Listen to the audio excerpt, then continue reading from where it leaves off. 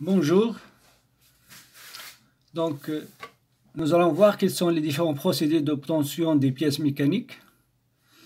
Parmi celles-ci, nous pouvons citer les procédés d'obtention des pièces par usinage sur machine-outil, les procédés de moulage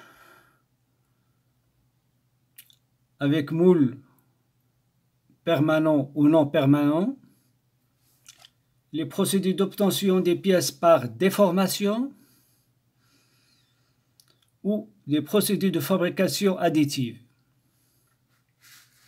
Nous allons nous intéresser au moulage en sable avec modèle.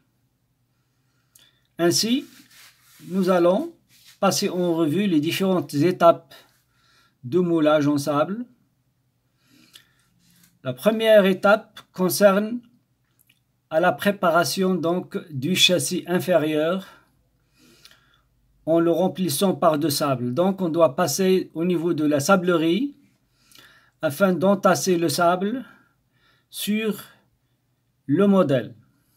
Pour ce faire, comme on a deux châssis, on va couper le modèle en deux et on va insérer la moitié au-dessus de laquelle nous allons mettre le châssis et après on mettra le sable qu'on va entasser très fort. Deuxième opération, c'est le retournement du châssis. Après, on va préparer le noyau, c'est ce qu'on appelle le noyautage, que nous allons placer au milieu de l'empreinte. C'est l'étape numéro 4, le remoulage noyau. Puis après, nous allons préparer, comme on l'a fait pour le châssis inférieur, le châssis supérieur. De la même façon, on va d'abord poser l'autre moitié du modèle. Nous allons commencer par entasser le sable au-dessus et nous allons réaliser le trou de coulée et éventuellement les vents. Donc,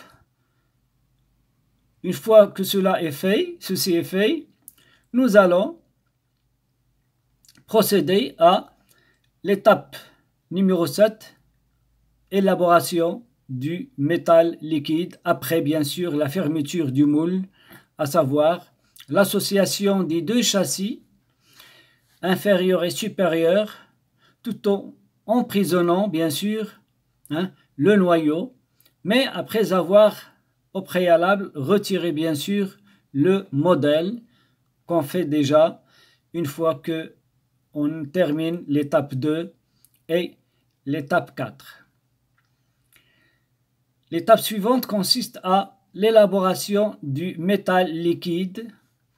Donc, après fusion du métal, nous allons transporter ce métal-là pour pouvoir procéder à la coulée. Donc, nous allons remplir l'empreinte préalablement aménagée en versant le métal liquide par le trou de coulée. Et ce, jusqu'à ce que le métal ne peut plus continuer à remplir. Ça veut dire que au niveau du trou de coulée, nous commençons à avoir un surplus du métal qui ne trouve pas place au niveau de l'empreinte, étant donné que celle-ci est parfaitement bien remplie.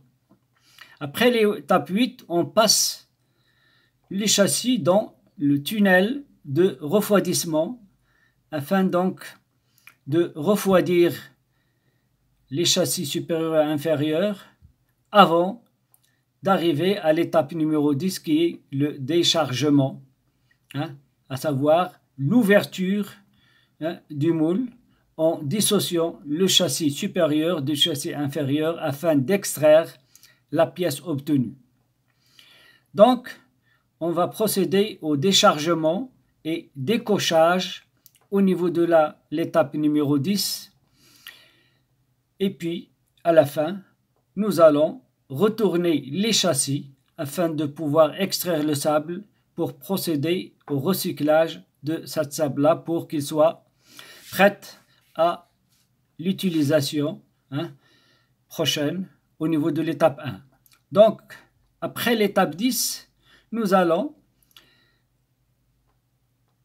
procéder au décochage en enlevant le sable de la pièce métallique et nous allons d'abord procéder au sciage pour extraire et retirer le trou de coulée, éventuellement les vents, au meulage pour retirer les bavures au niveau du plan de joint, et sans oublier donc bien entendu de casser et d'extraire le noyau qui est resté emprisonné au milieu de la pièce. Une fois cette pièce est obtenue, celle-ci doit faire l'objet d'un contrôle minutieux pour pouvoir justement valider celle-ci et s'assurer qu'en quoi elle est bonne à l'utilisation. Donc on voit bien ici un procédé cyclique qui commence au niveau de la sablerie afin de se terminer au niveau de l'extraction de cette pièce brute prête à l'expédition, sachant que ces étapes vont se renouveler pour l'obtention de chaque pièce. Le procédé de moulage consiste à préparer déjà le modèle, chose qui n'a pas encore été faite au niveau de ces étapes-là, parce qu'on suppose qu'on dispose déjà du modèle.